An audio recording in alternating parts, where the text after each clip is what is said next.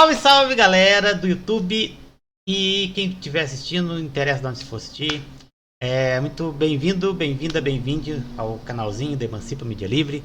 Aqui a gente está indo para a segunda parte da leitura do A Ideologia Alemã, pelo quadro Marxistando. Então hoje aqui estreando pela Twitch, pela roxinha, né? Não pode falar Twitch aqui. Agora eu falei, então não é nada não. E a gente. Agora, esse programa vai ser gravado pela Roxinha e depois a gente vai postar no YouTube. Então, beleza, gente, vamos começar já direto a leitura. E é isso. Bora lá. É verdade, só cortar, né? Cortar. Vamos lá. A divisão social do trabalho e as suas consequências. A propriedade privada, o Estado, a alienação da atividade social. Com a divisão do trabalho, na qual estão dadas todas estas contradições, e a qual por sua vez assenta na divisão natural do trabalho na família e na separação da sociedade em famílias individuais e opostas umas às outras, está ao mesmo tempo dada também a repartição, e precisamente a repartição desigual, tanto quantitativa como qualitativa, do trabalho e dos seus produtos, e portanto a propriedade, a qual já tem o seu embrião, a sua primeira forma, na família onde a mulher e os filhos são os escravos do homem. A escravatura latente na família, se bem que ainda muito rudimentar, é a primeira propriedade. De resto, já aqui corresponde perfeitamente à definição dos modernos economistas, segundo a qual ela é o dispor de força de trabalho. Arbeitskraft, não sei falar. Alheia. De resto, divisão do trabalho e propriedade privada são expressões idênticas. Numa enuncia-se em relação à atividade o mesmo que na outra se enuncia relativamente ao produto da atividade.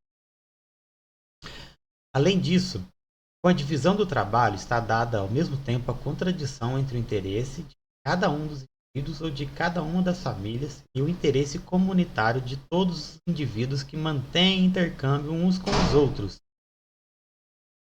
E a verdade é que este interesse comunitário, de modo nenhum, existe meramente na representação como universal, mas antes de mais na realidade, como dependência recíproca dos indivíduos entre os quais o trabalho está dividido.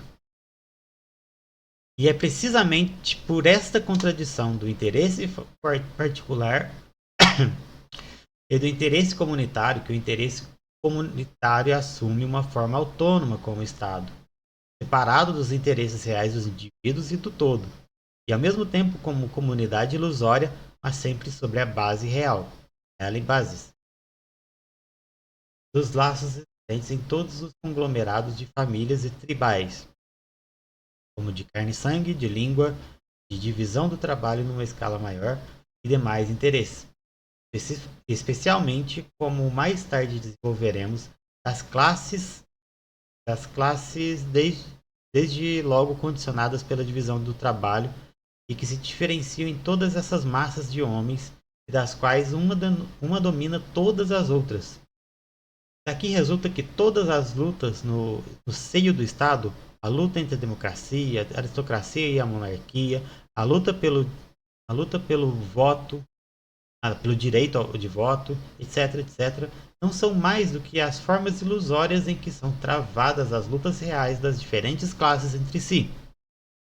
Disto, os teóricos alemães não percebem uma sílaba, apesar de se lhes ter dado para isso indicações suficientes nos Deutsche Französische Gerbische.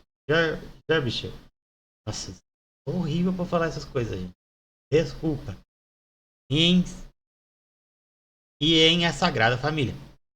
E também que todas as classes que aspiram ao domínio, mesmo quando o seu domínio, como é o caso com o proletariado, condiciona a superação de toda a forma velha da sociedade e da dominação em geral, tem primeiro de conquistar o poder político para, por sua vez, representarem o seu interesse como um interesse geral, coisa que no primeiro momento são obrigadas a fazer.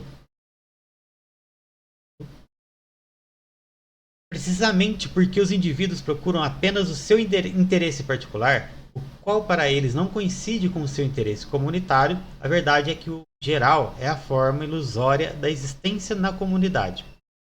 Este é o feito valer como interesse que lhes é alheio e independente deles, como um interesse geral, que é também ele, por seu turno particular e peculiar, ou eles próprios têm de se mover nessa discórdia, como na democracia, por outro, não, ou eles próprios têm de se mover nessa discórdia, como na democracia.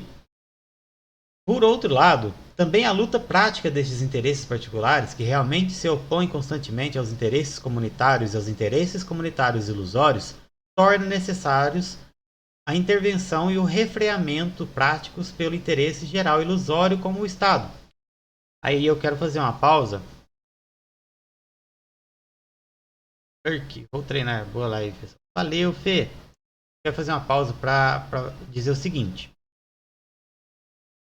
Se vocês tiverem alguma dúvida sobre o texto e eu puder explicar de maneira clara, podem falar, pausa um pouco e debate. Tá bom? Ok? E, finalmente, a divisão do trabalho oferece-nos logo o primeiro exemplo de como... Estou vendo duas lives ao mesmo tempo. Finalmente, a divisão do trabalho oferece-nos logo o primeiro exemplo de como, enquanto os homens se encontram na sociedade natural, ou seja, enquanto existir a cisão entre o interesse particular e o comum, quanto por conseguinte a atividade não é dividida voluntariamente, assim naturalmente, a própria ação do homem se torna para este um poder alheio e oposto que o subjuga, em vez de ser ele a dominá-la. E que assim que o trabalho começa a ser distribuído, cada homem tem um círculo de atividade determinado e exclusivo que lhe é imposto e do qual não pode sair. Será caçador, pescador, pastor ou crítico. Terá de continuar a ser se não quiser perder os meios de subsistência. Ao passo que na sociedade comunista, na qual cada homem não tem um círculo exclusivo de atividade, mas se pode adestrar em todos os ramos que preferir, a sociedade regula a produção geral e precisamente desse modo torna possível que eu faça uma coisa, que eu faça hoje uma coisa e amanhã outra. Que caça de manhã, pesque de tarde, que crie gado à tardinha, critique depois da ceia, tal como me aprouver, sem ter de me tornar caçador, pescador, pastor ou crítico. Essa fixação da atividade social, essa consolidação do nosso próprio produto como força objetiva acima de nós, que escapa ao nosso controle, contraria as nossas expectativas e aniquila os nossos cálculos. É um dos fatores principais no desenvolvimento histórico até os nossos dias. O poder social, isto é, a força de produção multiplicada que surge pela cooperação dos diferentes indivíduos condicionada na divisão do trabalho, aparece a esses indivíduos, porque a própria cooperação não é voluntária, mas natural. Não como seu próprio poder unido, mas como uma força alheia que existe fora deles, da qual não sabem de onde vem e a que se destina. E eles, portanto, não podem dominar e que pelo contrário, percorre uma série peculiar de fases e etapas de desenvolvimento independente da vontade e do esforço dos homens, e que em primeiro lugar dirige essa vontade e esse esforço, e que em primeiro lugar dirige essa vontade e esse esforço. De outro modo, como por ele... vamos ler aqui. Camarada, como na sociedade comunista, todas as pessoas seriam hábeis ou treinadas em diversas funções conforme a necessidade da região no momento e as profissões ditas. Então, aqui no caso, talvez uma das coisas que eu acho que não dá mais para ser aplicada tão bem hoje. E a gente vê, por exemplo, quando a gente estuda a China, lá na China é aprofundado totalmente em um ramo. Cada pessoa, ela nasce e escolhe com a liberdade dela o que, que ela pode fazer. Só que é, ela geralmente, por conta desse sentimento eu não falo de pátria, mas eu falo de é um nacionalismo que tem lá, né? Eles veem o que está perto deles e geralmente eles têm a faculdade, a cidade deles, toda cidade tem faculdade, então toda faculdade, aliás, e cada faculdade tem matérias e cursos condizentes com a cidade em que ela está implementada, né? Essa questão não sei se dá para trabalhar tão bem hoje, mas o que dá para fazer é aquela questão da gente lembrar, é, se todo mundo trabalhar, todo mundo vai trabalhar menos e a gente vai dividir tudo, né? Aquela questão. Trabalhar todos, trabalhar menos e dividir tudo, né? Quando a gente faz isso, a gente acaba tendo mais ócio produtivo. Então, a gente acaba conseguindo também se aprofundar em mais áreas, né? Então, você consegue sim ter outras posso dizer, atribuições no seu dia, sabe? Outras utilidades para a sociedade no mesmo dia. Não precisa ficar parado numa coisa só.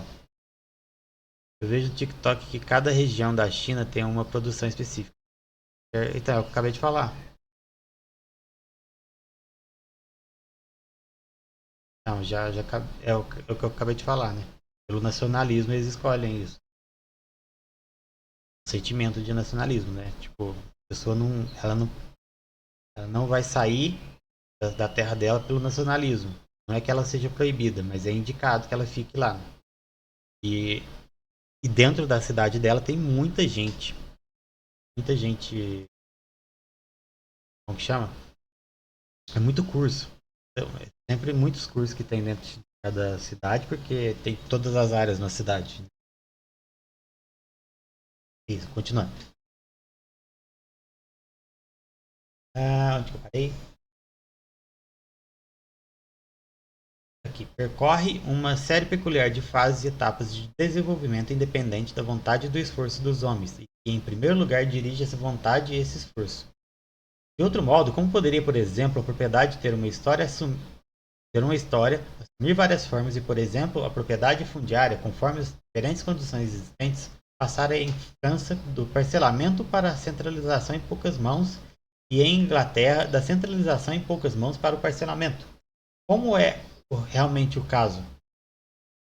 Ou como explicar que o comércio, que não é de fato mais do que a troca de produtos de diferentes indivíduos e países, domine o mundo inteiro pela relação de procura e fornecimento, em uma relação que, como diz um economista inglês, paira sobre a terra semelhante ao destino antigo e com mão invisível distribui a felicidade e a infelicidade aos homens, funda impérios e destrói impérios, faz nascer e desaparecer povos. Ao passo que com a supressão da base da propriedade privada, com a regulação comunista da produção e o aniquilamento a ela inerente do alinhamento com que os homens se relacionam com o seu próprio produto, o poder da relação de procura e fornecimento se dissolve em nada e os homens voltam a ter sob seu domínio a troca, a produção, o modo de sua mútua relação?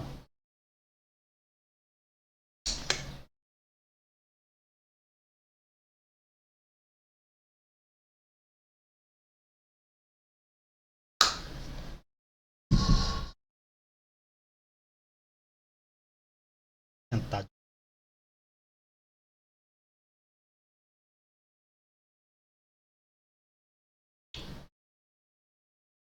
Bora lá. Desenvolvimento das forças produtivas como uma premissa material do comunismo. Você, Humberto e Cortes Pensantes ao vivo. Ah, eu consigo ver dois no máximo. Caralho, mas não, os caras é mais brabo que eu. Tadinho de mim, tadinho de mim. Vamos ver, ó. Esta alienação, para continuarmos compreensíveis para os filósofos, só pode ser superada, evidentemente, dadas suas premissas práticas. Para que ela se torne um poder insuportável, isto é, um poder contra o qual que se faça uma revolução, é necessário que tenha criado uma grande massa da humanidade destituída de propriedade, e ao mesmo tempo em uma contradição com o mundo existente de riqueza e cultura. O que pressupõe. Deixa eu ver. Eu deixei lurk neles e tô aqui te ouvindo. Olha! Nossa, que honra, que honra, que honra. Nossa, obrigado, comunistinha. E se torne. E é necessário ter criado uma grande massa da humanidade de propriedade e, ao mesmo tempo, em contradição com o mundo existente de riqueza e cultura, que pressupõe um grande aumento da força produtiva, um grau elevado do seu desenvolvimento e, por outro lado, desenvolvimento das forças produtivas com a qual já está dada simultaneamente a existência empírica concreta dos homens a nível histórico mundial em vez de a nível local. Camarada, sugiro que quem quiser debater o texto, que a gente vá numa sala do Discord no final da leitura. Pode ser, pode ser. No caso, vamos lá. Vou propor uma coisa aqui então para a gente. A gente tem o Discord, né? Discord aqui.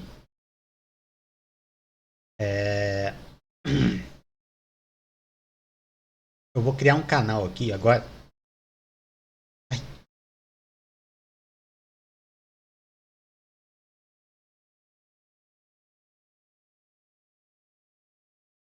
É, deixem os comentários aqui dos pontos que vocês quiserem discutir depois numa sala aqui.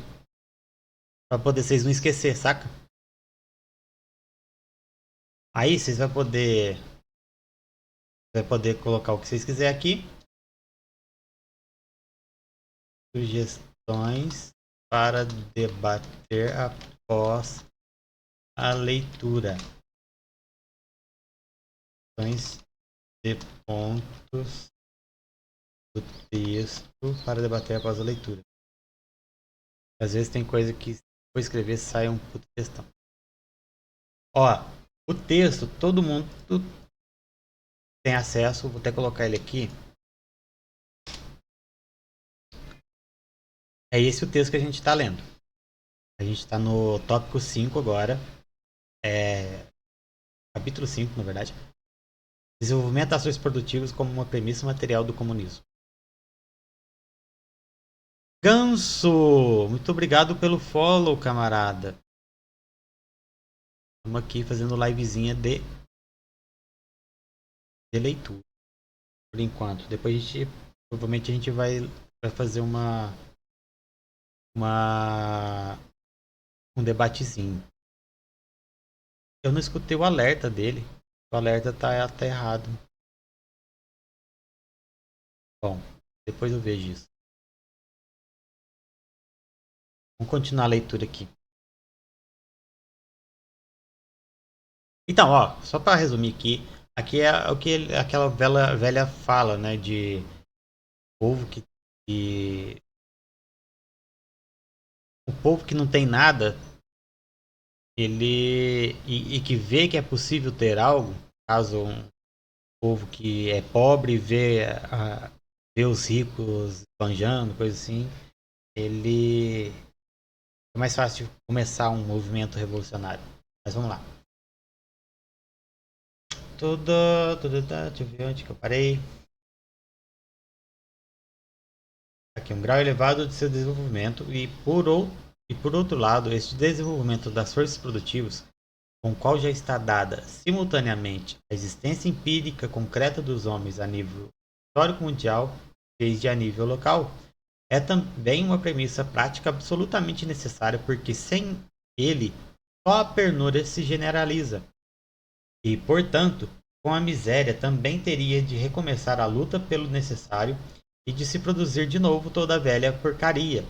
E ainda porque só com este desenvolvimento universal das forças produtivas se estabelece um intercâmbio universal dos homens, que por um lado produz o fenômeno da grande massa destituída de propriedade em todos os povos ao mesmo tempo, concorrência geral.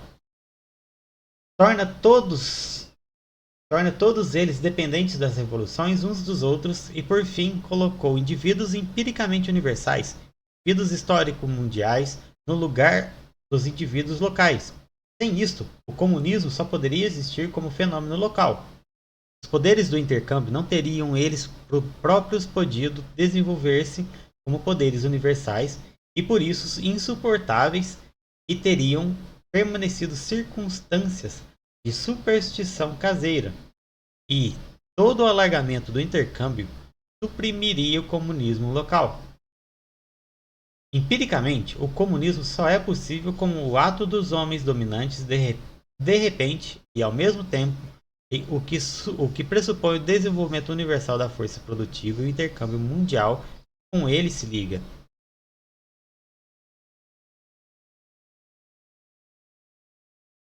De resto, a massa de meros operários, força operária massiva, separada do capital ou de qualquer limitada satisfação. Por isso também a perda já não temporária deste mesmo trabalho como fonte segurada de vida pressupõe o mercado mundial por meio da concorrência. Pressupõe o mercado mundial por meio da concorrência. O proletariado só pode, por conseguinte, existir à escala histórico mundial, tal como só pode haver comunismo a sua ação como existência histórico mundial. Existência histórico mundial dos indivíduos, ou seja, existência de indivíduos diretamente ligada à história mundial. O comunismo não é para nós um estado de coisas que deve ser estabelecido, um ideal pelo qual a realidade terá de se regular. Chamamos comunismo ao movimento real que supera o atual estado de coisas. As condições desse movimento resultam da premissa atualmente existente. A forma de intercâmbio condicionada em todos os estádios históricos até os nossos dias pelas forças de produção existentes e que por seu turno as condiciona é a sociedade civil, a qual, como se torna claro pelo que já foi dito, tem por premissa e base a família simples e a família composta, o chamado sistema tribal, cujas características marcantes mais precisas se encontram contidas em páginas precedentes. Já por aqui se revela que esta sociedade civil é o verdadeiro lar e teatro de toda a história, e que é absurda a concepção da história até hoje defendida que despreza as relações reais ao confinar-se às ações altissonantes de chefes de estados. Até aqui, consideramos principalmente apenas uma das facetas da atividade humana, o trabalho da natureza pelos homens. A outra faceta, o trabalho dos homens pelos homens. A outra faceta do trabalho dos homens pelos homens. Origem do Estado e a relação do Estado com a sociedade civil. Ora, 6. Conclusões da concepção materialista da história, continuidade do processo histórico, transformação da história em história mundial, necessidade de uma revolução comunista. E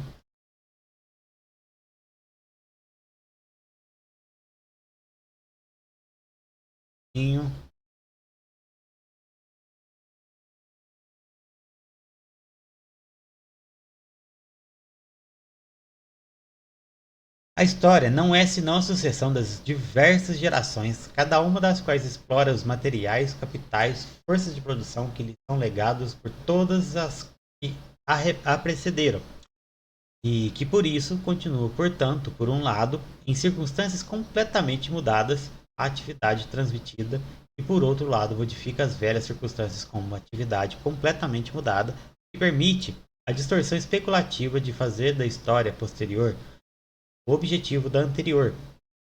Por exemplo, colocar como subjacente ao descobrimento da América o objetivo de proporcionar a eclosão da Revolução Francesa, deste modo, A história recebe, então, seus objetivos à parte. Torna-se uma pessoa a dar de outras pessoas, a par de outras pessoas, como sejam consciência de si, crítica, único, etc. Enquanto aquilo que se designa com as palavras determinação, finalidade, germe e ideia da história anterior, mas não é de que uma abstração formada a partir da história posterior. Uma abstração a partir da influência ativa que a história anterior exerce sobre a posterior.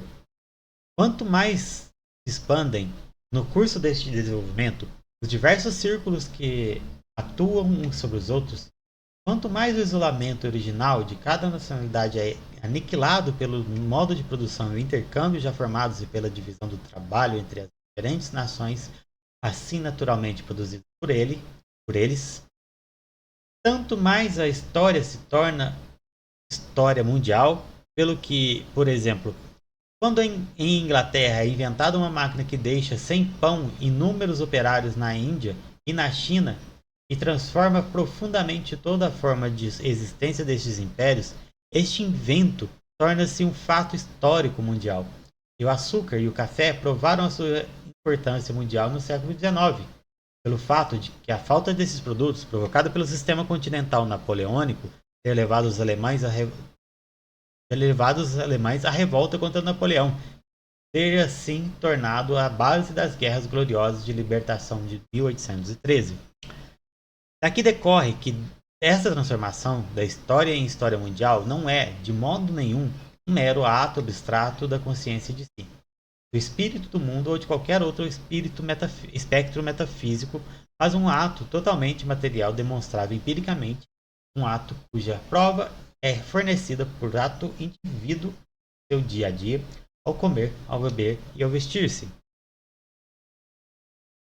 Na história, até os nossos dias, é sem dúvida igualmente um fato empírico que cada um dos indivíduos, à medida que a atividade se alarga à escala histórica mundial, fica cada vez mais escravizado sob um poder que lhe é estranho, cuja pressão eles imaginaram como chicana do chamado espírito do mundo, etc. Um poder que se tornou cada vez mais desmedido e que, em última instância, se legitima como o mercado mundial.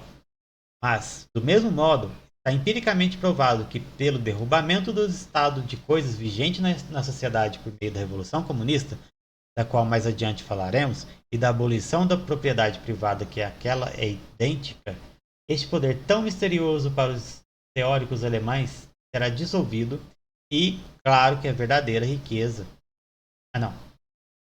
será dissolvido e então será realizada a libertação de cada um dos indivíduos na medida em que a história se transforma completamente em história mundial.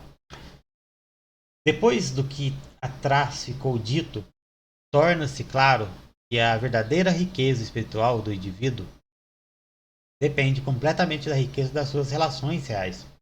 Só deste modo, os diferentes indivíduos são libertados das várias barreiras nacionais e locais colocados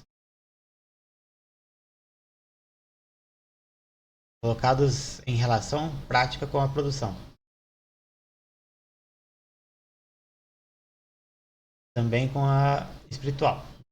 De todo modo, e colocados em condições de adquirir a capacidade de fruição para toda esta revolução comunista no controle e domínio consciente desses poderes que, gerados da ação dos homens uns sobre os outros, até aqui eles têm imposto e os têm dominado como poderes completamente estranhos. Ora, esta visão pode, de novo, ser concebida de modo idealista e especulativo, ou seja, de modo fantástico como a autogeração da espécie, a sociedade como sujeito, e, deste modo, a série consecutiva de indivíduos em conexão entre si pode ser imaginada como um único indivíduo que realiza o mistério de se gerar a si próprio. Torna-se aqui evidente que os indivíduos se fazem de fato uns aos outros, física e espiritualmente, mas não se fazem a si próprios. Nem no sentido absurdo do sagrado Bruno, nem no sentido único do homem feito. Por fim, a concepção da história que desenvolvemos obtemos ainda os seguintes resultados. 1. No desenvolvimento das forças produtivas atinge-se um Água, pastilha.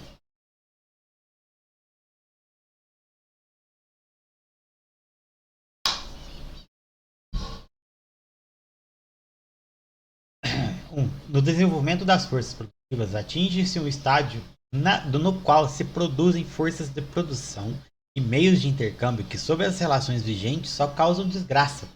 Já não são forças de produção, mas forças de destruição, maquinaria e dinheiro.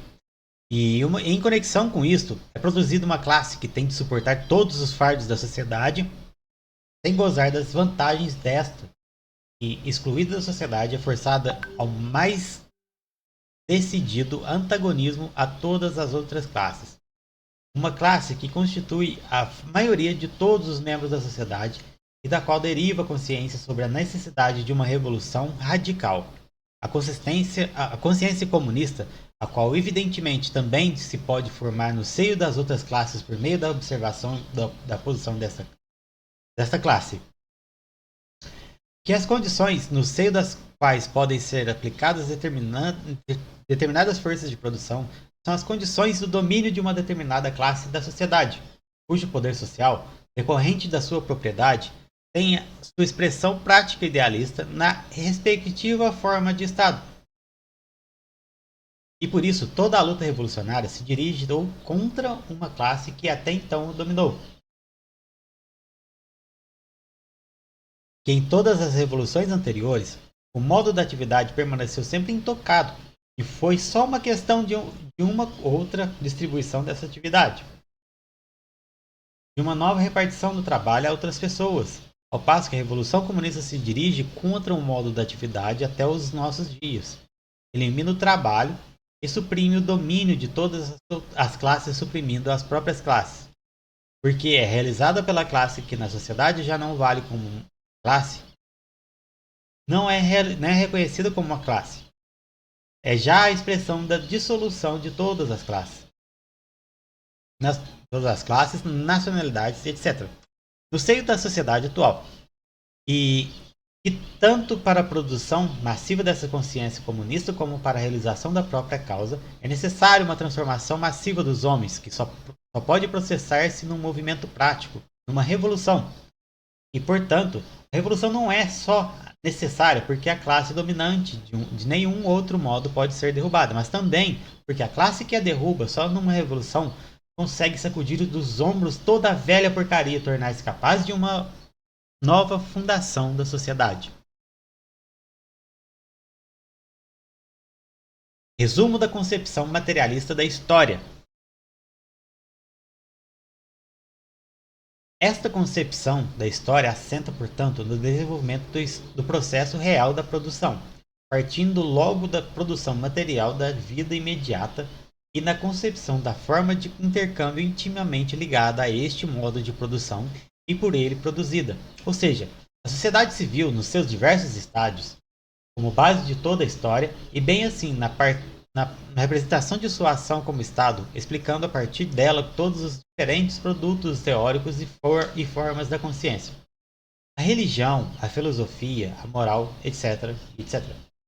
E estudando a partir destas o seu nascimento, deste modo, naturalmente, a coisa pode também ser apresentada na sua totalidade. E por isso também a ação recíproca dessas diferentes facetas umas sobre as outras. Ao contrário da divisão idealista da história, não tem de procurar em todos os períodos uma categoria, pois permanece constantemente com os pés assentes no chão real da história. Não explica a praxis a partir da ideia, explica as formações de ideias a partir da praxis material. E chega, em consequência disso, também a este resultado. Todas as formas e produtos da consciência podem ser resolvidos não pela crítica espiritual, pela dissolução na consciência de si ou pela transformação em aparições, espectros, manias, etc. Mas apenas pela transformação prática, revolucionária, das relações sociais reais de que derivam essas fantasias idealistas. A força motora da história, também da religião, da filosofia e de toda demais teoria, não é a crítica, mas sim a revolução. Ela mostra que a história não termina resolvendo-se na consciência de si como espírito do espírito, mas que nela, em todos os estádios, se encontra um resultado material, uma soma de forças de produção uma relação historicamente criada com a natureza e dos indivíduos uns com os outros, que a cada geração é transmitida pela sua predecessora, uma massa de forças produtivas, capitais e circunstâncias que, por um lado, é de fato modificada pela nova geração, mas que, por outro lado, também lhe prescreve as suas próprias condições de vida e lhe dá um determinado desenvolvimento, caráter especial, mostra, portanto, que as circunstâncias fazem os homens tanto como os homens fazem as circunstâncias. Esta soma essa soma de forças de produção, capitais e formas de intercâmbio social que todos os indivíduos e todas as gerações vêm encontrar como algo de dado, é o fundamento real daquilo que os filósofos têm representado como substância e essência do homem, daquilo que tem apoteotizado e combatido um fundamento real de que de modo nenhum é afetado nos seus feitos e influências sobre o desenvolvimento dos homens pelo fato de estes filósofos se rebelarem contra ele como consciência de si e o único. Essas condições de vida que as diferentes gerações já encontram vigentes é que decidem também se o abalo revolucionário, periodicamente recorrente na história, será suficientemente forte ou não para deixar abaixo da base de todo o existente, e quando esses elementos materiais de um revolucionário total, ou seja, por um lado, as forças produtivas existentes, por outro, a formação de uma massa revolucionária que faz a revolução não apenas contra estas ou aquelas condições da sociedade anterior, mas contra a própria produção da vida vigente até agora, contra a atividade total em que se baseava. Não estão presentes, então, é completamente indiferente para o desenvolvimento prático que a ideia dessa transformação profunda já tenha sido expressa centenas de vezes, como prova a história do comunismo. Falta de fundamento da concepção anterior da história, a concepção idealista, particularmente da filosofia alemã pós-hegeliana. Mas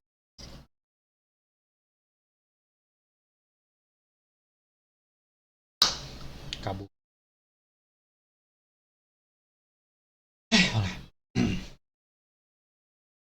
Toda a concepção da história, até hoje, ou deixou pura e simplesmente por considerar esta base real da história, ou viu nela apenas algo de secundário e sem qualquer conexão com o curso histórico. A história tem, por isso, ser sempre escrita segundo um critério que lhe é intrínseco. A produção real da vida aparece como historicamente primitiva, enquanto o que é histórico aparece como existindo separado da vida em comum. O extra-supraterreno. Sei que lembro. Extraterreno.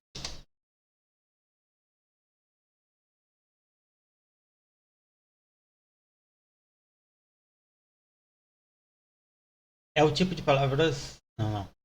Cara.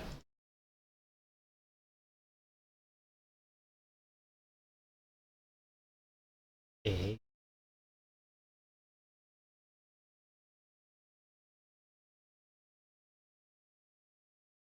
Tá porra.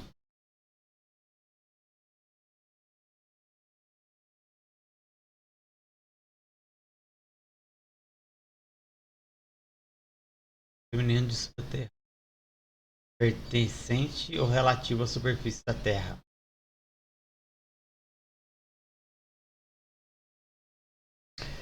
Vamos lá. Extra-supraterreno.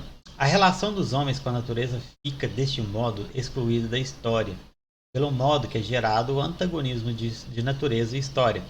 Daí que tal concepção só tenha podido ver na história ações políticas de chefes de estados e lutas religiosas e teóricas em geral.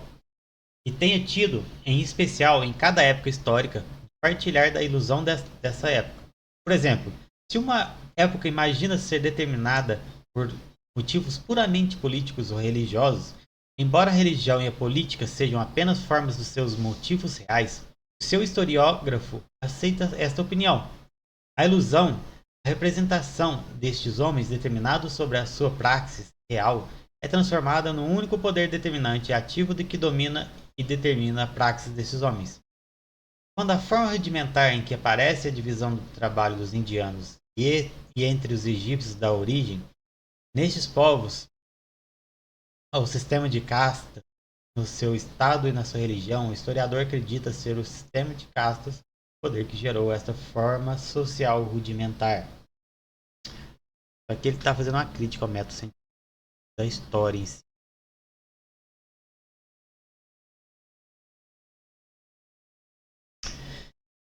Enquanto os franceses e os ingleses se agarram pelo menos à ilusão política que está mais perto da realidade, os alemães movem-se no reino do espírito puro e fazem da ilusão religiosa a força motora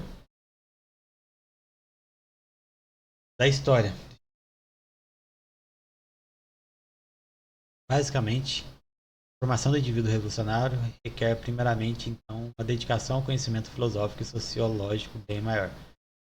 A gente sabe que ampliar o espectro do conhecimento é um processo lento e todos querem ter acesso. Ao mesmo tempo, uma luta vazia torna uma luta.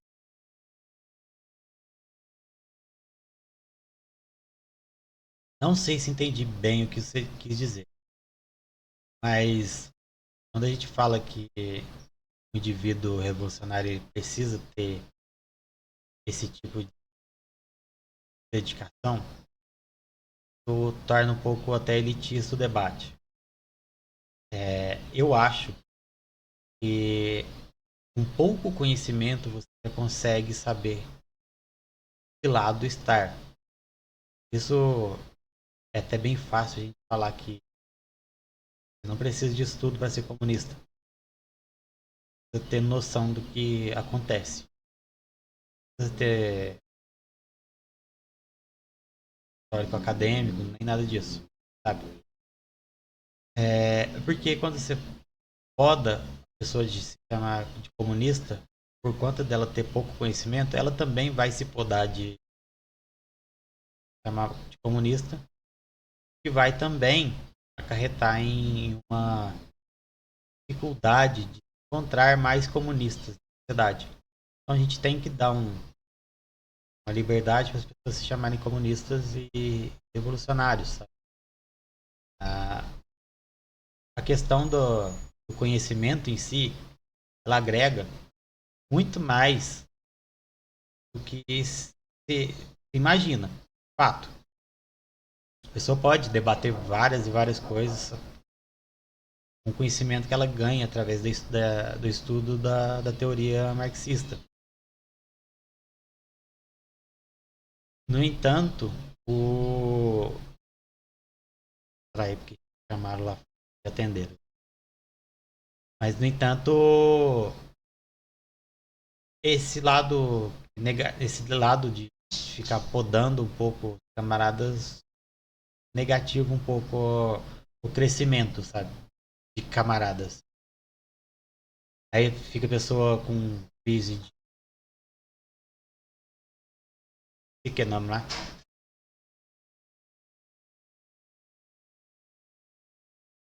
A pessoa não se acha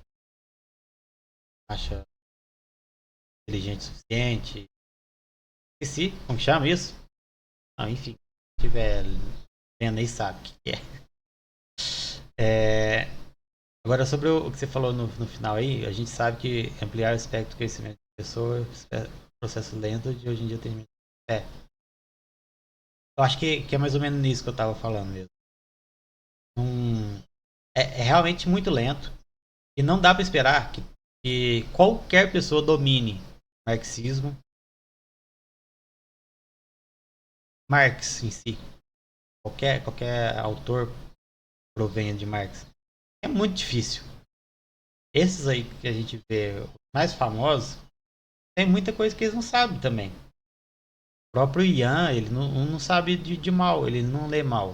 Ele diz, deu pouco de mal. Enfim, sabe, tem muito isso. Não é vergonha você falar que não sabe de algo, não é vergonha você dizer marxista enquanto tem coisas que você não conhece de Marx. Bem normal até. E onde que eu parei? Potência mais pura. A filosofia da história de Hegel é a consequência levada à sua expressão mais pura. Toda a história, não, de toda essa historiografia alemã, na qual a questão não é um dos interesses reais, nem sequer um dos interesses políticos, mas dos pensamentos puros e que depois tende a aparecer ao Sagrado Bruno como a série de pensamentos que devoram uns aos outros e que por fim se afundam na consciência de si. E de um modo ainda mais consequente, o sagrado Max Stirner, qual nada sabe de toda a história real, este curso histórico tende a parecer como uma mera história de cavaleiros, salteadores e espectros, vastas visões dos quais ele naturalmente só sabe salvar-se pela impiedade. Esta concepção é realmente religiosa. Faz passar o homem religioso pelo homem original, qual parte toda a história e coloca na sua imaginação a produção de fantasias religiosas no lugar da produção real dos meios de subsistência e da própria vida. Toda essa concepção da história, juntamente com a sua dissolução e escrúpulos, dúvidas dela resultantes, é um assunto meramente nacional dos alemães e tem interesse apenas local para a Alemanha. Como, por exemplo, esta questão importante e recentemente muito tratada, como é fato se vem do reino de Deus para o reino dos homens. Como se este reino de Deus tivesse alguma vez existido em qualquer outra parte que não na imaginação. E os outros senhores não vivessem continuamente sem o saberem no reino dos homens, para o qual agora procuram caminho. E como se o divertimento científico, pois não é mais do que isso, de explicar a singularidade dessa nefelibatice teórica, não residisse. Caralho? Que é nefelibatice? Nefebata.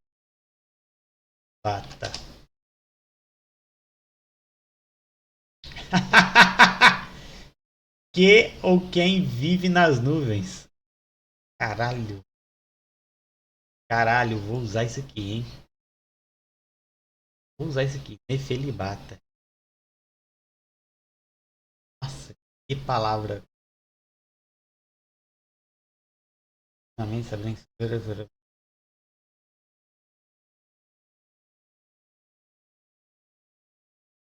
A verdade é que para esses alemães a questão é sempre a de resolverem o contrassenso com que deparam numa outra tolice qualquer, ou seja, de pressuporem que todo esse contrassenso tem de fato um sentido especial que há de descobrir, ao passo que se trata apenas de explicar essa fraseologia teórica a partir das relações reais vigentes.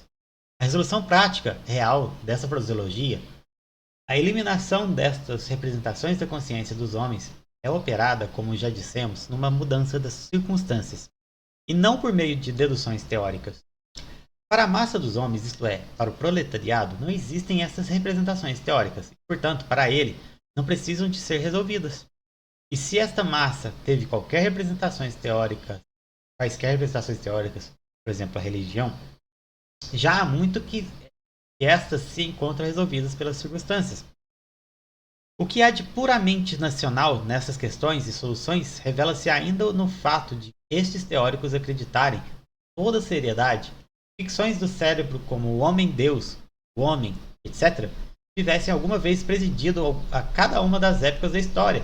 O sagrado Bruno chega mesmo ao ponto de afirmar que só a crítica e os críticos fizeram a história, e de quando eles próprios se dedicam a construções históricas saltarem com a maior das pressas sobre tudo que é mais remoto, a passarem logo do mongolismo para a história autêntica e cheia de conteúdo, isto é, a história dos Halish e dos Deutsche e da dissolução da escola hegeliana para uma bulha geral. São esquecidas para a história autêntica e cheia de conteúdo, isto é, a história dos... Nossa, são esquecidas todas as outras nações. Todos os acontecimentos reais, o Teatro Mundi confina-se à Feira do Livro de Leipzig, e as desavenças mútuas da crítica, do homem e do único. Se a teoria se dá alguma vez ao trabalho de tratar de temas realmente históricos, como por exemplo o século XVIII, os seus adeptos não dão só a história das representações, desligada dos fatos e dos desenvolvimentos práticos que lhes estão na base. E mesmo assim, apenas com a intenção de apresentarem esse tempo como um estágio preliminar imperfeito, como precursor ainda limitado do verdadeiro tempo histórico, ou seja, do tempo da luta dos filósofos alemães de 1840 a 44. A este objetivo de escrever uma história de um período anterior para fazer brilhar com mais fulgor ainda a glória de uma pessoa ahistórica e das suas fantasias corresponde o fato de não se mencionar nenhum dos fatos realmente históricos, nem mesmo as intervenções realmente históricas da política na história. De vez em quando se dar uma narrativa assente não em estudos, mas em construções e historietas de mexericos literários, como aconteceu com o Sagrado Bruno na sua já esquecida história do século XVIII. Estes patéticos e arrogantes merceeiros de ideias, que creem estar infinitamente acima de todos os preconceitos nacionais, são, pois, na prática, ainda muito mais nacionais do que os filiseus bebedores de cerveja que sonham com a unidade da Alemanha. Não reconhecem como históricos os atos de outros povos, vivem na Alemanha pela Alemanha e para a Alemanha, transformam a canção do Reno num hino religioso e conquistam a Alsácia e a Lorena roubando não o Estado francês, mas a filosofia francesa, e germanizando não províncias francesas, mas ideias francesas. Comparado aos sagrados Bruno e Max, que no domínio universal da teoria proclamam o domínio universal da Alemanha. 9. Crítica adicional de Feuerbach da sua concepção idealista da história. Essas disputas torna-se também claro quanto Feuerbach ilude ao declarar-se, em virtude da qualificação homem comunitário, comunista. Vários nomes que eu não sei ler. Ao transformar comunista num predicado do homem, ou seja, ao julgar poder transformar a palavra comunista no mundo que existe designa o adepto de um determinado partido revolucionário, de novo uma mera categoria. Toda a dedução de Feuerbach quanto à relação dos homens entre si não vai além de provar que os homens precisam e sempre precisaram uns dos outros. Ele quer estabelecer consciência acerca deste fato, isto é, como os restantes teóricos querem apenas produzir uma consciência correta acerca de um fato existente. Ao passo que ao comunismo real, o que importa é derrubar esse existente. De resto, reconhecemos perfeitamente que Feuerbach, ao esforçar-se ao criar consciência precisamente deste fato,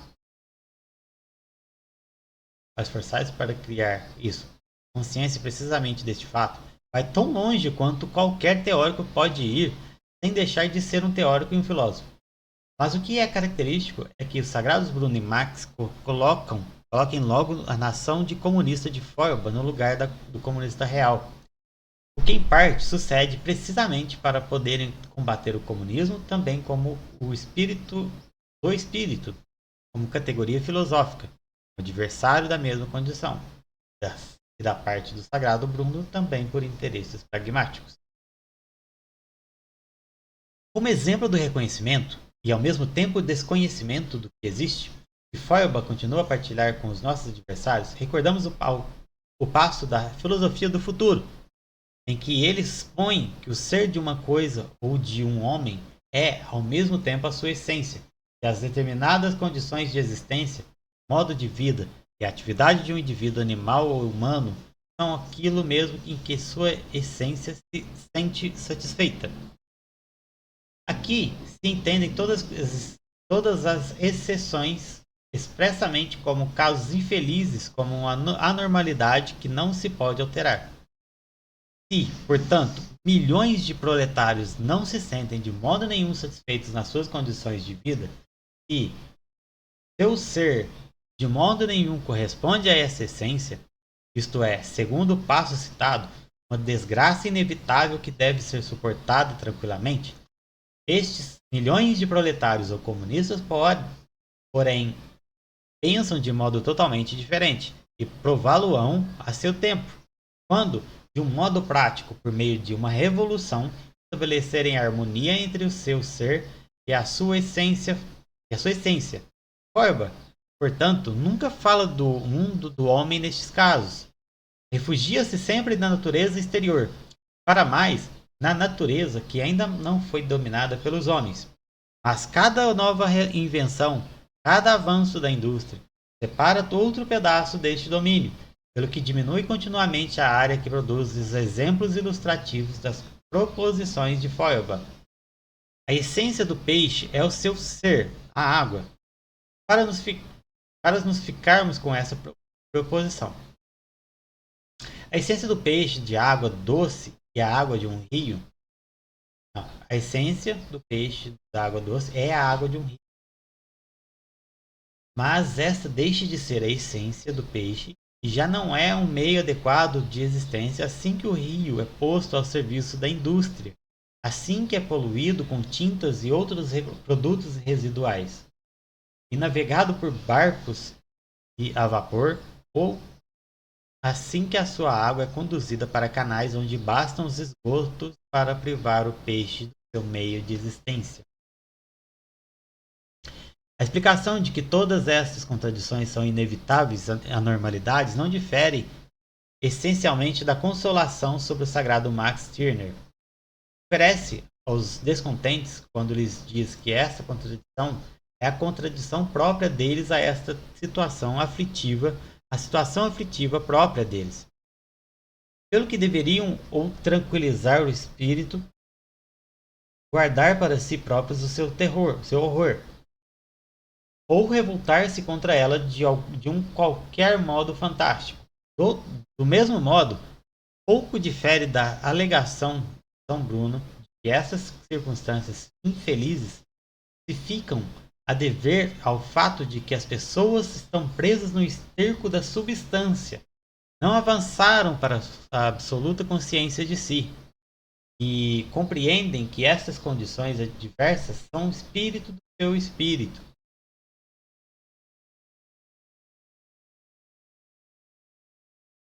A classe dominante e consciência dominante. Formação da concepção de Hegel, domínio do espírito da história. As ideias da classe dominante são, em todas as épocas, as ideias dominantes, ou seja, a classe que é o poder material dominante da sociedade é ao mesmo tempo o seu poder espiritual dominante. A classe que tem em sua disposição os meios para a produção material dispõe assim ao mesmo tempo dos meios para a produção espiritual, pelo que estão assim ao mesmo tempo submetidas em médias as ideias daqueles a quem faltam os meios para a produção espiritual. As ideias dominantes não são mais do que a expressão ideal das relações materiais dominantes. As relações materiais dominantes não concebidas como ideias, portanto, das relações que precisamente tornam dominante uma classe. Portanto, as ideias do seu domínio. Os indivíduos que constituem a classe dominante também têm, entre outras coisas, consciência e daí que pensem, na medida, portanto, em que dominam como classe e determinam todo o conteúdo de uma época histórica, é evidente que o fazem em toda a sua extensão. Portanto, entre outras coisas, dominam também como pensadores, como produtores de ideias, regulam a produção e a distribuição de ideias do seu tempo. E, portanto, as suas ideias são as ideias dominantes da época. Numa altura, por exemplo, e num país em que o poder real, a aristocracia e a burguesia lutam entre si pelo domínio, em que, portanto, o domínio está dividido, revela-se ideia dominante a doutrina da divisão de poderes, que é agora declarada uma lei eterna. A divisão do trabalho, que já atrás encontramos como uma das principais forças da história até os nossos dias, manifesta-se agora também na classe dominante como divisão do trabalho espiritual e material. Pelo que no seio dessa classe uma parte surge como os pensamentos desta classe, ideólogos, conceituos da mesma, quais fazem da formação da ilusão desta classe e a própria de si própria a sua própria fonte de sustento.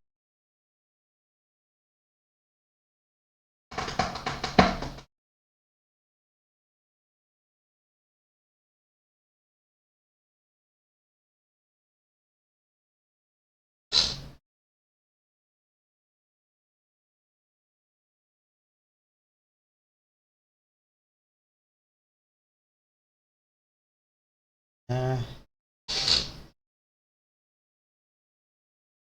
ao passo que outros têm uma atitude mais passiva e receptiva em relação a essas ideias e ilusões, pois que na realidade são eles os membros ativos dessa classe e têm menos tempo para criar ilusões e ideias sobre si próprios. No seio desta classe pode esta cisão da mesma chegar a uma certa oposição e hostilidade entre ambas as partes, mas que por si própria desaparece em todas as colisões práticas em que a própria classe fica em perigo, desaparecendo então também a aparência de que as ideias dominantes não seriam as ideias da classe dominante, e teriam um poder distinto do poder dessa classe. A existência de ideias revolucionárias numa época determinada pressupõe já a existência de uma classe revolucionária. E já atrás ficou dito que era necessário sobre essas premissas. Ora, se na concepção do curso da história desligarmos as ideias da classe dominante da classe dominante, se lhes atribuímos uma existência autônoma, nos ficarmos, se nos focarmos por, não, se nos ficarmos porque numa época dominaram estas e aquelas ideias, sem nos preocuparmos com as condições da produção e com os produtores dessas ideias, e, portanto, deixarmos de fora os indivíduos e as condições do mundo que estão na base das ideias, então poderemos dizer, por exemplo, que durante o tempo que dominou a aristocracia dominaram os conceitos honra, lealdade, etc. Durante o domínio da burguesia dominaram os conceitos de liberdade, igualdade, etc. Em média, é isto que a própria classe dominante imagina.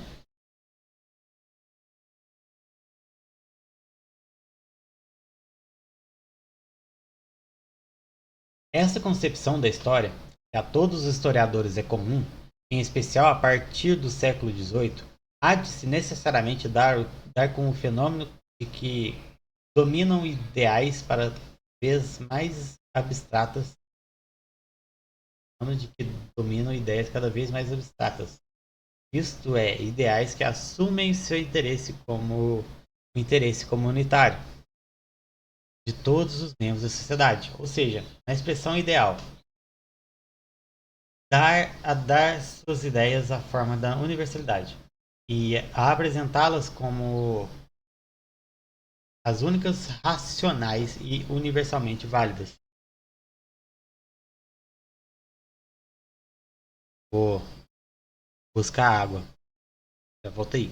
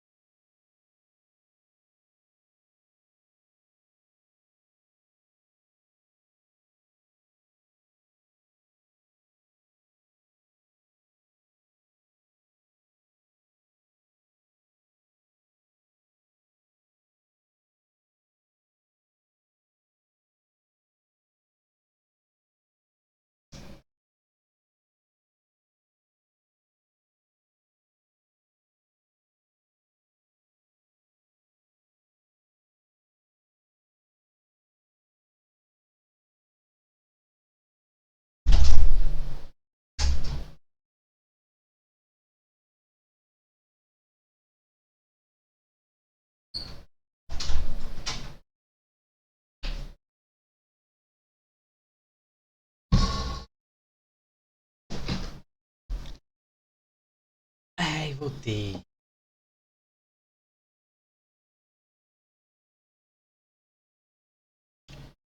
Beleza.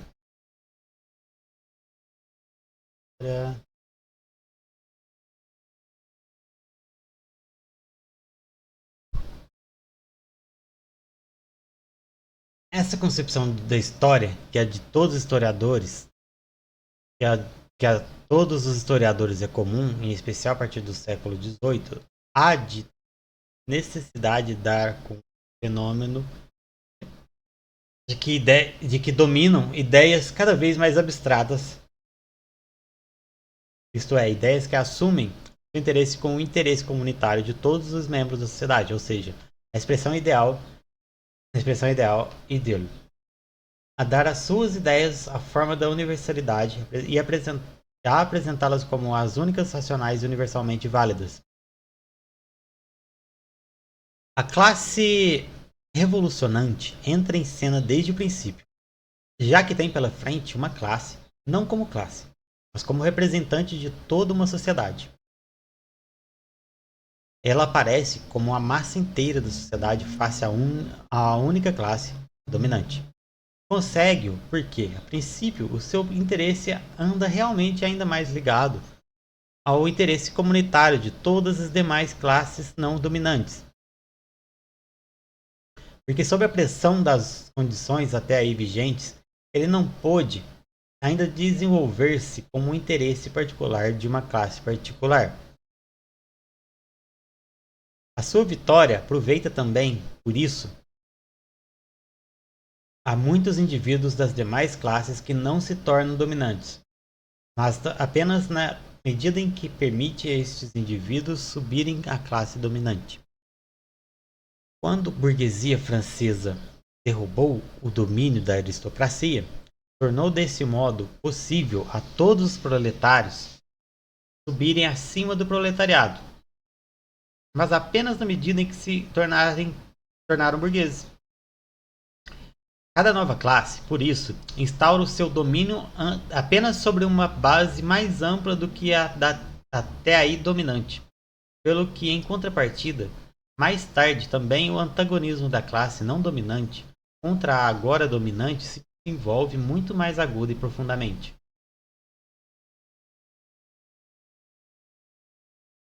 Por ambas as razões, é determinado o fato de que a luta a travar contra a nova classe dominante por seu turno visará uma negação mais radical, mais decidida, das condições sociais até aí vigentes, do que fora possível a todas as classes que anteriormente procuraram dominar.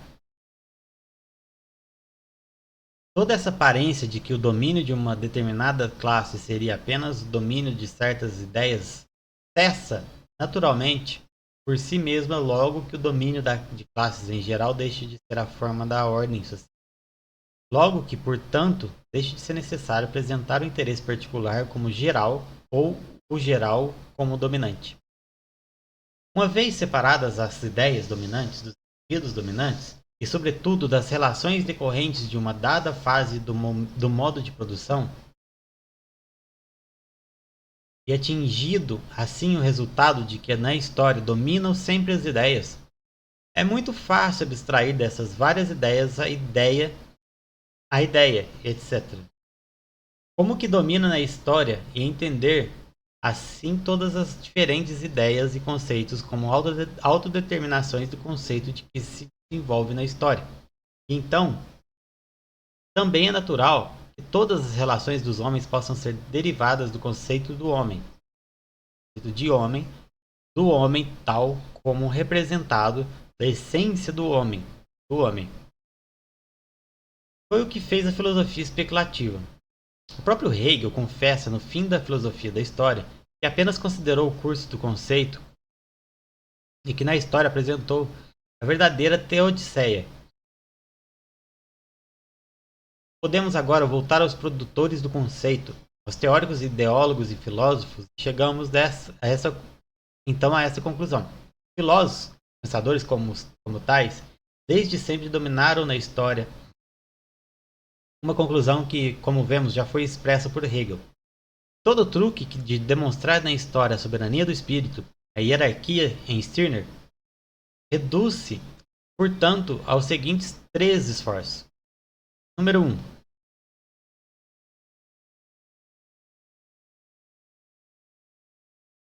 É preciso separar as ideias dos que dominam por razões empíricas em condições empíricas como indivíduos materiais,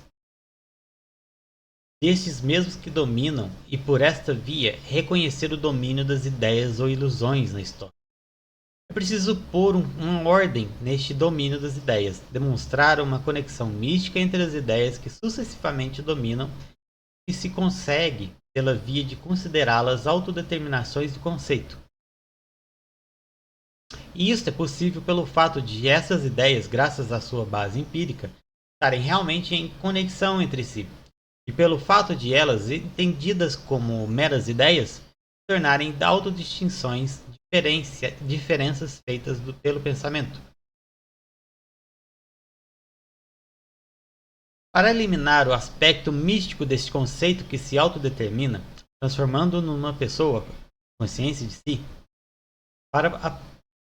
ou para parecerem verdadeiramente materialistas, uma série de pessoas que representam o conceito na história, nos pensadores, nos filósofos, nos ideólogos, e agora de novo são entendidos como os fabricantes da história, como o conselho dos guardiões, como os dominantes. Deste modo, eliminaram da história todos os elementos materialistas e puderam então dar rédea solta ao seu corcel especulativo. Em método histórico que dominou na Alemanha, e especialmente a razão por que dominou, tem de ser explicados a partir da conexão com a ilusão dos ideólogos em geral. Por exemplo, as ilusões dos juristas políticos, entre os quais também os estadistas práticos, a partir das divagações dogmáticas e distorções destes sujeitos, ilusão aquela que muito simplesmente se explica pela sua posição prática na vida, pela sua atividade e pela divisão do trabalho. Enquanto na vida comum cada shopkeeper sabe muito bem distinguir entre aquilo que alguém pretende ser e aquilo que é realmente, a verdade é que a nossa historiografia ainda não atingiu este reconhecimento trivial. Ela acredita que todas as épocas são literalmente aquilo que dizem e imaginam ser. Capítulo 4. Instrumentos de produção e formas de propriedade.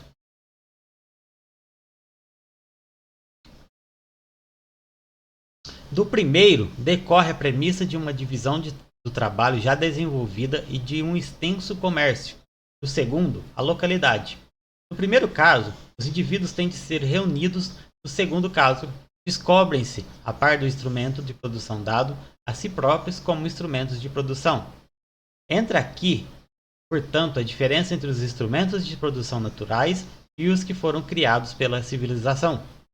A terra, a água, etc., pode ser considerado como instrumento de produção natural. No primeiro caso, no caso de um instrumento de produção natural, os indivíduos são subordinados à natureza. No segundo caso, a um produto do trabalho. No primeiro caso, a propriedade da terra, surge, por isso, também como domínio natural direto, no segundo como o domínio do trabalho, em especial do trabalho acumulado capital. O primeiro caso pressupõe que os indivíduos se encontram ligados por algum vínculo, seja família, tribo, a própria terra, etc. O segundo caso, são independentes uns dos outros e apenas unidos pela troca. No primeiro caso, a troca é principalmente uma troca entre os homens e a natureza. Uma troca em que o trabalho de um é trocado contra os produtos da outra. No segundo caso, ela é predominantemente troca dos homens entre si. No primeiro caso, chega ao senso comum dos homens, a atividade manual e a intelectual não estão ainda separadas. No segundo caso, tem de estar já consumada na prática a divisão entre trabalho intelectual e manual. No primeiro caso, o domínio do proprietário sobre os não proprietários pode assentar em relações pessoais sobre uma espécie de comunidade. No segundo caso, ele tem de ter assumido uma forma concreta no terceiro elemento, dinheiro. No primeiro caso, existe a pequena indústria, mas subordinada à utilização do instrumento de produção natural. E por isso, sem repartição do trabalho por vários indivíduos, no segundo caso, a indústria existe apenas na e pela divisão do trabalho. Até aqui, temos tomado os instrumentos de produção como ponto de partida. E já aqui se revelou a necessidade da propriedade privada para certas etapas industriais. Na indústria extrativa, a propriedade privada ainda coincide completamente com o trabalho, na pequena indústria e em toda a agricultura até os nossos dias. A propriedade é consequência necessária dos instrumentos de produção existentes. Na grande indústria, pela primeira vez, é produto desta contradição entre o instrumento de produção e a propriedade privada. E para produzir tal contradição,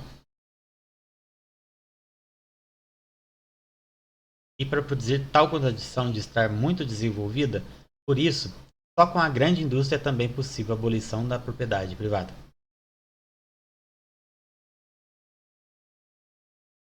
A divisão do trabalho material e intelectual, separação da cidade e do campo, sistema das corporações.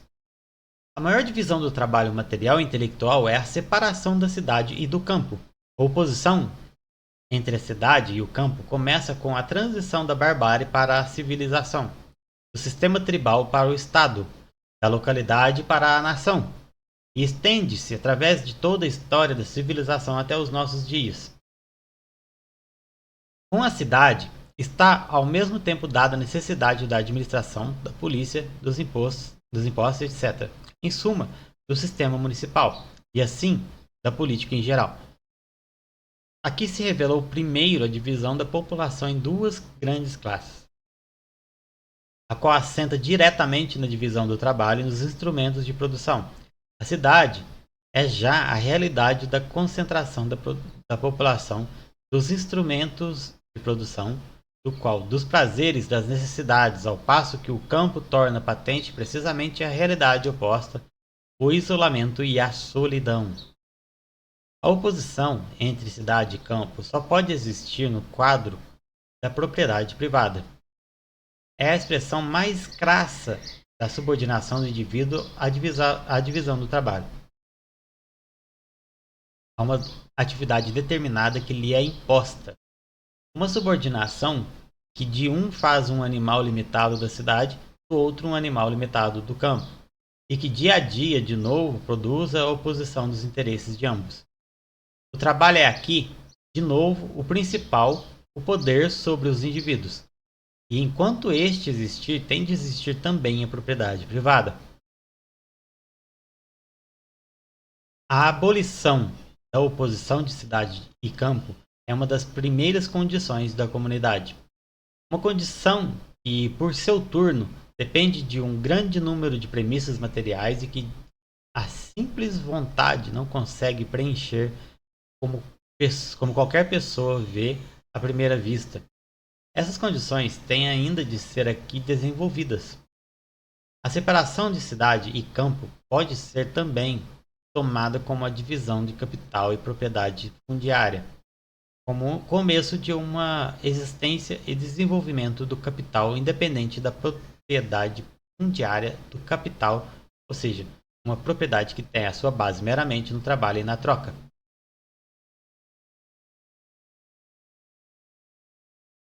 Nas cidades que na Idade Média não tinham sido recebidas já feitas da história anterior, se formaram a partir dos servos da gleba que se tinham tornado livres, o trabalho particular de cada um era a sua própria propriedade, além do pequeno capital que trazia consigo e que consistia quase só da mais necessária ferramenta do ofício.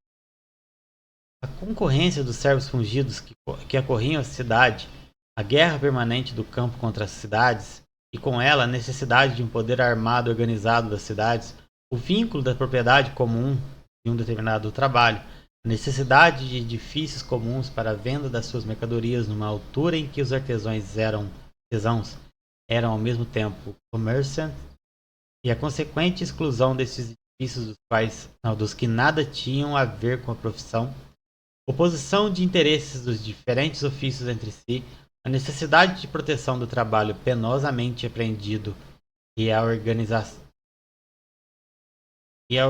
feudal de todo o país foram as causas da união dos operários de cada um dos ofícios em corporações. Não temos aqui de entrar nas múltiplas modificações do sistema corporativo surgidas ao longo de desenvolvimentos históricos posteriores. A fuga dos servos para as cidades teve ininterruptamente lugar durante toda a Idade Média. Estes servos, perseguidos no campo pelos seus senhores, viam isolados para as cidades, onde já encontravam uma comunidade organizada contra a qual nada podiam, na qual tinham de se submeter à posição que lhes apontava a necessidade de seu trabalho e o interesse dos seus concorrentes organizados. Estes operários, que entravam um por um, nunca puderam constituir um poder, porque se o seu trabalho era regulado pelas corporações e tinha de ser apreendido, os mestres das corporações submetiam-nos a si e organizavam-nos segundo o seu interesse.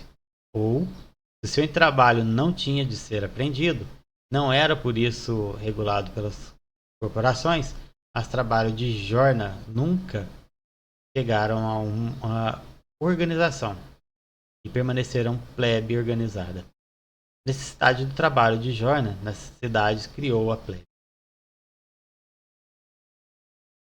Os 2 parágrafos do dia. Essas cidades eram verdadeiras associações, criadas pela necessidade imediata, pelo cuidado com a proteção da propriedade e para cultivar os meios de produção e os meios de defesa de cada um dos membros. A plebe dessas cidades ficou privada de todo o poder pelo fato de se compor indivíduos estranhos entre si e que haviam chegado isoladamente.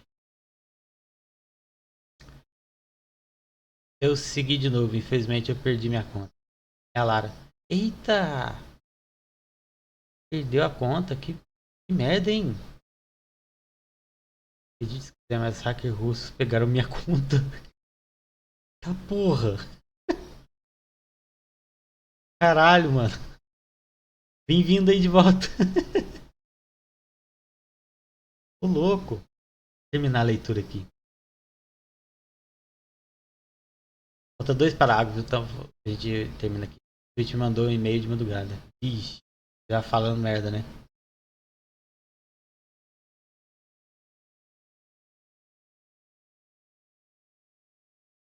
Dando que teve um login, etc.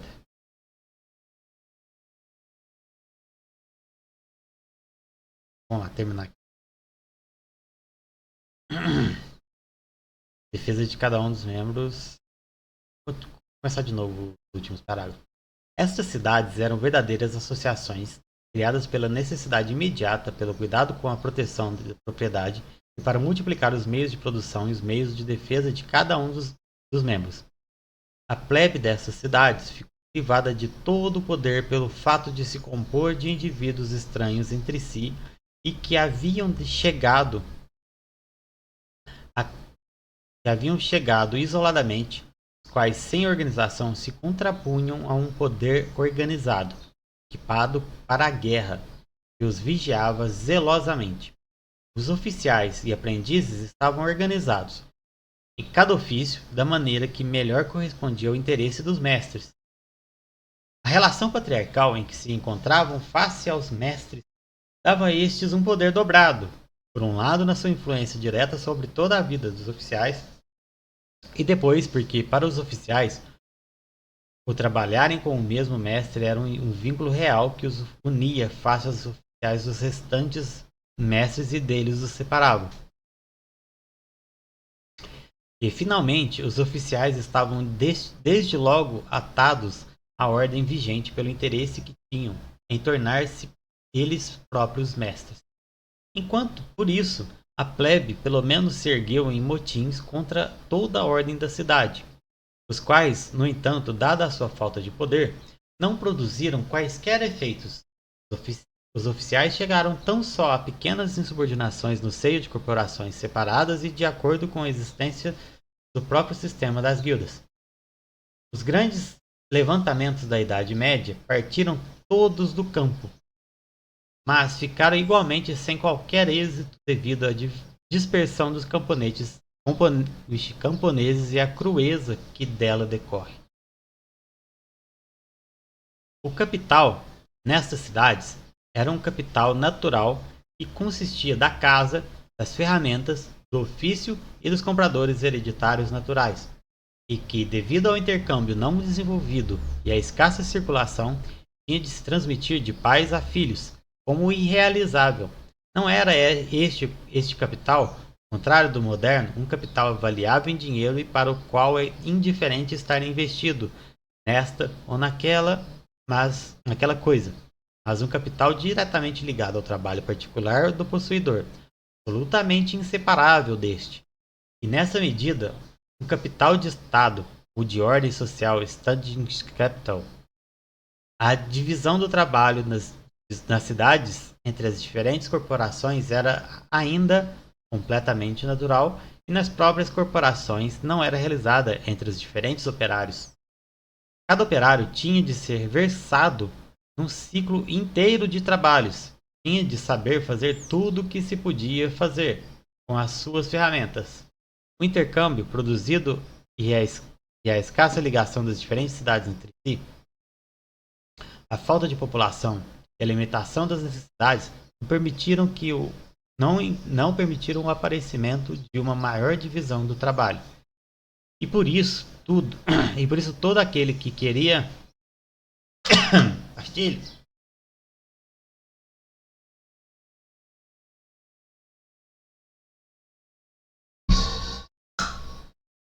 E por isso todo aquele que queria ser mestre tinha de dominar completamente seu ofício.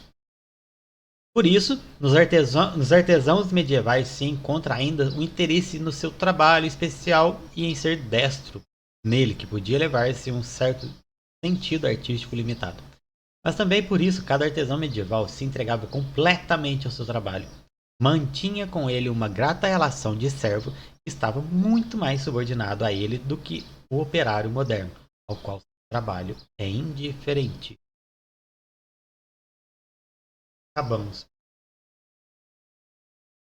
a leitura da segunda parte do A Ideologia Alemã. Muito obrigado aí por estarem aqui. É isso, valeu. Terminou a gravação.